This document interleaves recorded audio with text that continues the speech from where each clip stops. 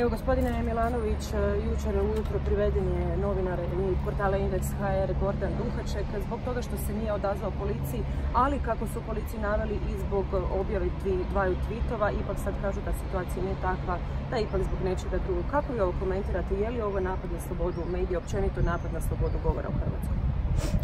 Ja ne mogu govoriti o onome što ne znam, a ja ne znam detalje njegovog privođenja.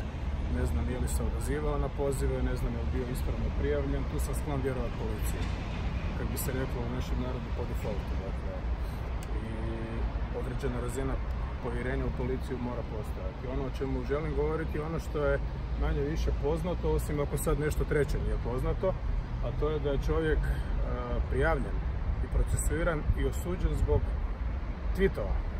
Dakle, to godinu dana kasnije u ovom slučaju, radi nekakvog tweeta gdje se rugao policiji. To je meni neshvatljivo, jer koliko god to možda bilo uvredljivo nekom policajcu, ovaj nalog je došao sa vrha. Dakle, ovo je režimska stvar, ovo nije došlo od pozornika, nije došlo od ljudi koji se organiziraju u sindikatu policije, ovo je stvar politike. I tako nešto nas kao društvo gura natrag, zakopavamo se stvari. A da ne govorimo o tome da se jedan subkulturni poklič, za koji je meni trebalo minutu, dvije da se uopće sjetim šta to znači, ACAB, dakle kletva prema kojoj su svi policajci ovakvi ili onakvi, sad probije u potpunu javnost i da postane u stvari mainstream. Sad će policiji trebati 20 godina američkih donacija da u Marice potrpaju sve one koji će se s tim sprdati. To je upravo način kako izazvati građane da pokažu jednu vrstu prkosa i otpora prema nečemu što uopće nije trebalo biti tema. Dakle, policija se osjetila uvrijeđenom, ne ova policija obična, ne ovi ljudi koji žive od 5-6 tisuća kuna ili manje, nego režim. A ja postavljam pitanje, prije 2 tjedna je bila cijela hajka u Hrvatskoj radi izjava jednog saborskog zastupnika i predsjednika jedne manjinske stranke Milorada Pupovca, što njega nisu uhapsili.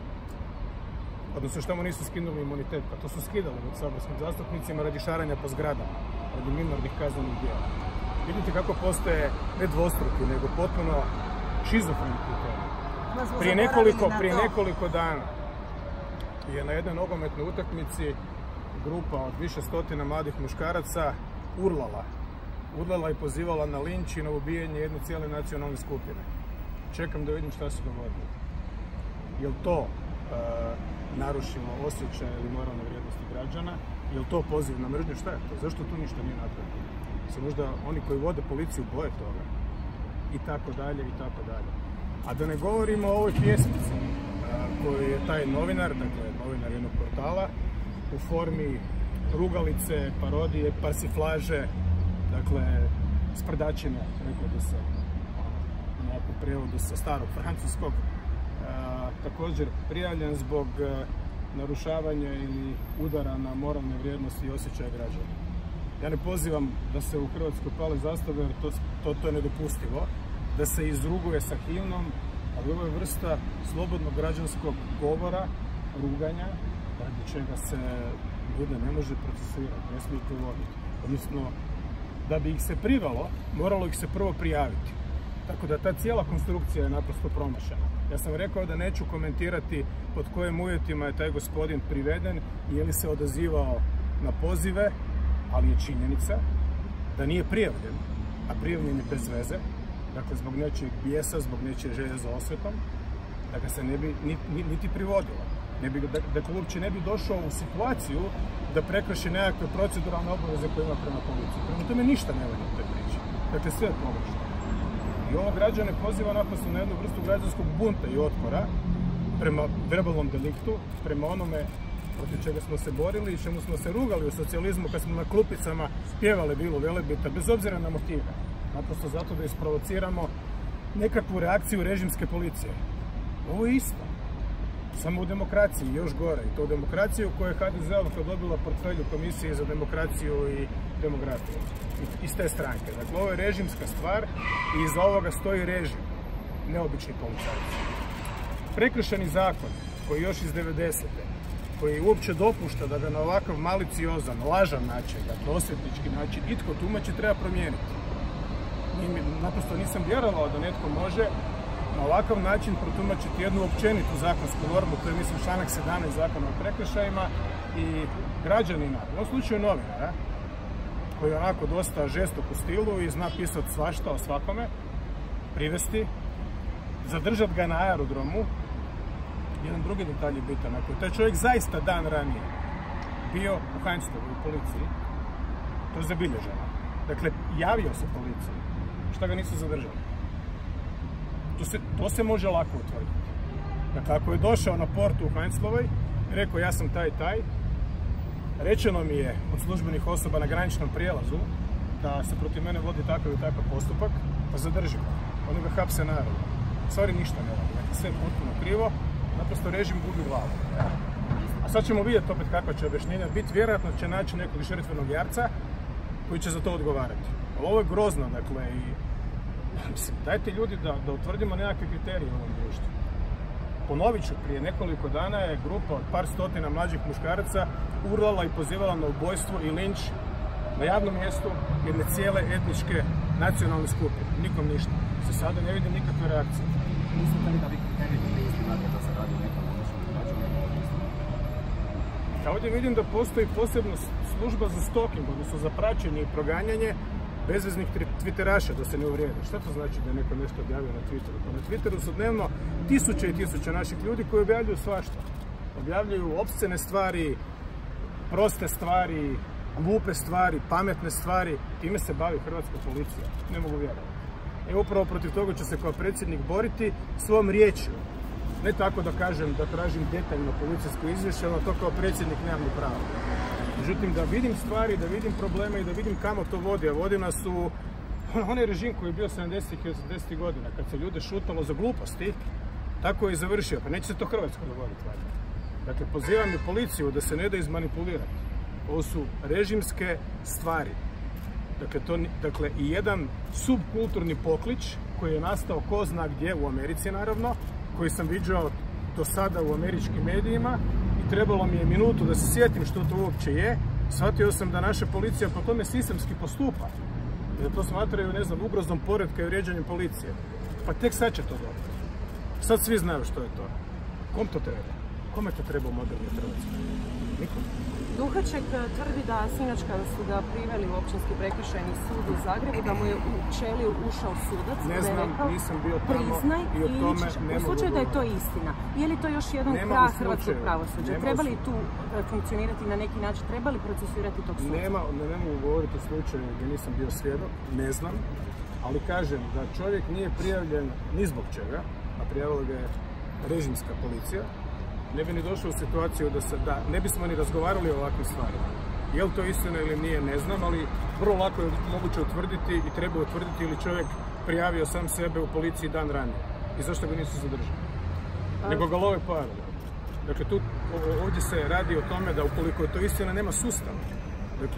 Dakle, u najmanjoj instanci vremena policija može znati sve.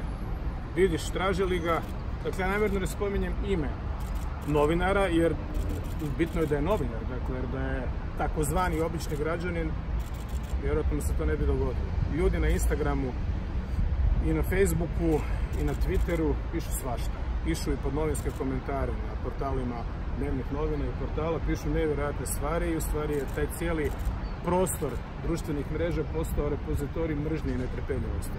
Mislio sam prije 10 godina da će to postati prostor za druženje, za propagandu i uživanje u pameti, u dobrim idejama. Nažalost, takvi ljudi su se lako i ranije nalazili i međusobno se družili, dogovarali i širili pamet i dobru vjeru i vibracije, a ovo je prostor za hejtere postao.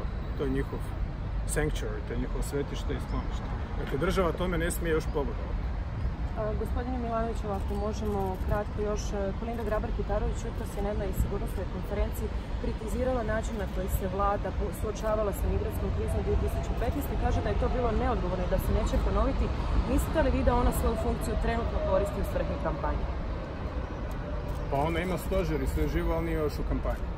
Dakle, to je lakrdija i tu lakrdiju ću dokinuti kao predsjednik Republike. Činjenicom da ću biti drugačiji. Nerado to uspoređujem s cirkusom, jer cirkus je jedna vrsta artizma, dakle sa strogim pravilima i velikim velikim radom i velikim znanjem. Dakle, nije to cirkus, cirkus je umjetnost. A što se tiče 2015. godine, da, tad nismo mlatili ljude i nismo opasavali i znali smo što radimo i nisam to mogao naučiti ni u kojem priručniku NATO-a, u odjelu za propagandu NATO-a, nego sam to morao sa svojim suradnicima na licu mjesta osjetiti i vidjeti kako da zaštitim hrvatski interes, a on je zaštićen sjajno. Dakle, nijedna ograda hrvatskog nije srušena, a ti ljudi su ovako i onako htjeli u Njemačku. Tamo su i došli i to je bio moj posao. Mogao sam u svakom trenutku opasati Hrvatsku žilet žicom, što bi vjerojatno ona i njezini prijatelji napravili ili jesu napravili. To je predsjednica koja ode u Budimpeštu i sa čovjekom koji napucava i u stvari vrijeđa Hrvatsku cijelo vrijeme, izmjenjuje nježnosti i razranjenosti. I puno razumijevanja pokazuje. Ja za takve tipove, nemam druge riječi, nemam razumijevanja, ne samo zbog te žilet žice, nego zbog svega ostaloga. Ali to je već mađarska unutarnja politička stvar. Prema tome, ja mislim da nema čovjeka u Hrvatskoj, žene, muškarca, koji će se složiti sa gospođom Kitarović u tome da je 2015. godine sa stajališta hrvatskih nacionalnih interesa naš posao odrađen ikako, dakle da nije odrađen vrhunski. Odrađen je vrhunski i to je naprosto jasno samo po sebi, rekao bih prima facie. Ali ima još nešto važno, a to su ljudski zakoni ili za onoga ko vjeruje Božji zakon. Dakle, po tome smo postupili još više, imajući to pred očima cijelo vrijeme. Jer to je ono što sam nazvao kad si jači, kako to u Crnoj Gori veli čojstvo. Dakle, pokaži ne samo plemenitost i velikodušnost, nego pokaži naprosto i jednu širinu kad možeš, a da to ne ugrožava tebe. Pa čak i kad te ugrožava. Ponovit ću, dakle, to je stanje u kojem smo se zatekli, a da nas za njega nitko nije pripremao. To ne piše ni u jednom pravilu službe. To nije napisano ni u jednoj cokoli koja je predsjednica održavala. Dakle, to je tako. To je što se tiče toga. Ne mogu vjerovati da se toga ponovno latila. Međutim, očito od dijela ljudi koji smatraju da onoga ko govori drugčije ili drugčije vrijed treba baciti u more i prije toga dobro prebiti, da će to, dakle, takvima se ona obraća. Ali obraćam im se i ja, jer tražim ono malo ljudskoga što postoji u svakom od nas, čak i u meni. Kako biste vi ocijenili da je bio pred kampanje? Nije ovo pred kampanja, ovo je žestoka kampanja. Kad počne formalna kampanja, onda ćemo imati drugi tip odnosa. Nećete me vjerojatno moći ovako intervjuirati, dakle ovo je za mene vrijeme u kojem mogu reći jako puno i govorit ću jako puno. U samoj kampanji se predsjednica Republike Kitarović može nastaviti skrivati ispod suknji i šinjela HDZ-a sa svojim šefovima kampanje i strankom koja stoji iza svega ovoga. Dakle, da se razumijemo, ovo nije policija, ovo je HDZ. Dakle, ovo je HDZ, zla mater hrvatske demokracije, i barijera za put u budućnost Hrvatske. Hvala lijepa.